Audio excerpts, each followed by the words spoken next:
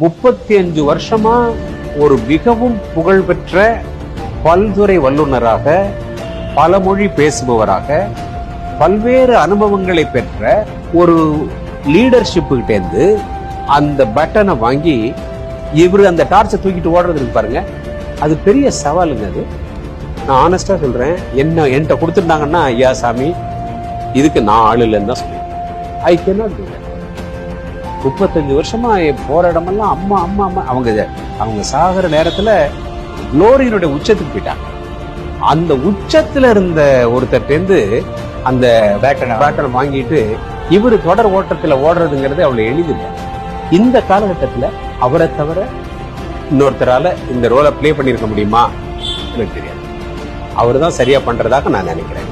நீங்க என்ன செஞ்சாலும் சரியா ஒரு அதிமுகவை காட்டி விட்டுருங்க.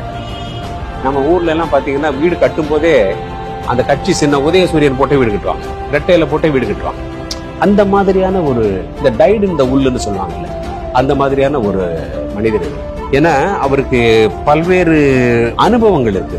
மெம்பர் ஆஃப் பார்லிமெண்டா இருந்திருக்காரு, எம்எல்ஏவா இருந்திருக்காரு, ஆவின் சேர்மனா இருந்திருக்காரு, ரொம்ப அடிப்படை தொண்டன்ல இருந்து மேல வந்திருக்காரு. He loves ADMK. He's an ADMK man.